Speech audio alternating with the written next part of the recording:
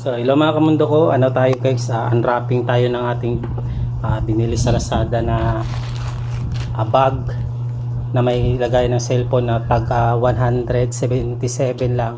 Tapos yung tight pants na parang cycling siya na mahaba. So 189 yung isa. Mura lang. Sana maganda. Tapos mamaya isusukat din natin. Uy, maganda guys. Maganda, sulit. Mura lang, 180. Napaka solid. So ayan, pwede na to guys. Ito importante para pag mag waste tayo. Ito naman yung sana hindi mali yung sukat na inano ko. Tapos large. Yan, sakto naman. Walang nakalagay na large, pero sa tingin ko parang large siya. Large nga. Okay, sukat natin guys. Isusukat natin to sa bike at saka ito susukat ko rin.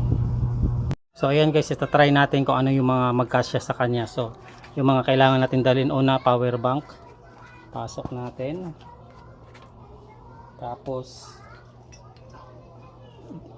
battery para sa ilaw natin na to. Ayan, kung wala kayong ilaw, itong flashlight ko kasi guys luma yan. So ito yung mga battery nya. Tapos lagay lang natin tatlo. Ayan. So tapos itong tools natin na kailangan din natin. Tapos wallet,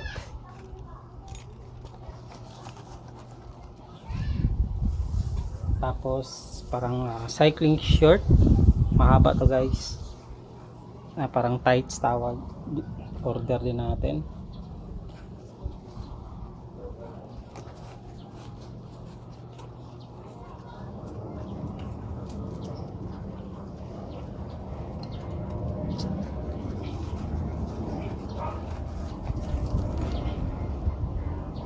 Tapos isang t-shirt, medium size yung t-shirt ko guys, para may idea kayo kung magkasya sa inyo.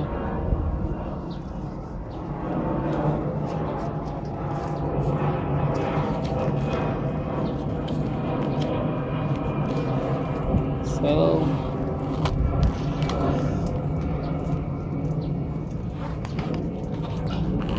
ayan, kasya. Sakto lang guys. Yun lang yung mga napasok. Ito pa pala hindi natin napasok. Pero siguro pwede na yan dito.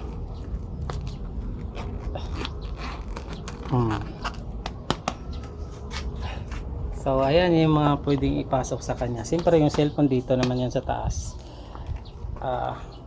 Ayusin lang natin ng maayos.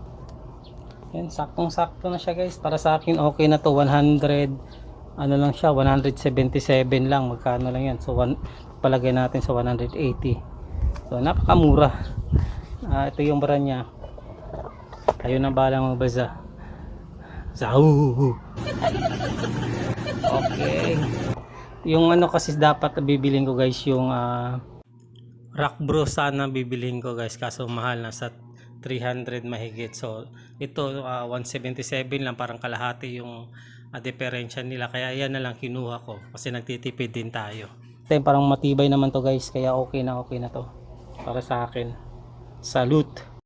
Natin, tanggalin natin yung mga inilagay. Hindi pa yan gaano maganda pag salansan guys. Ayan, isang t-shirt, ito wallet, isang Allen wrench na 2, battery na 3, power bank. So yan yung kasya sa kanya guys. So ang hindi natin nalagay dito guys, yung interior. Tapos yun lang yung number 1 na hindi natin nailagay dito, yung interior.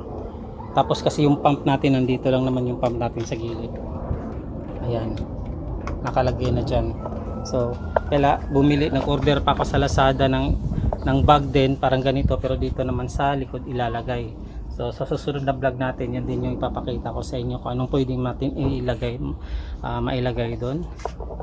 And so far ito, goods na goods. Napakamura. sa materyales okay din, kaya sulit na tayo rito. Please subscribe to my channel Mundo Ko Vlogs. Thanks for watching.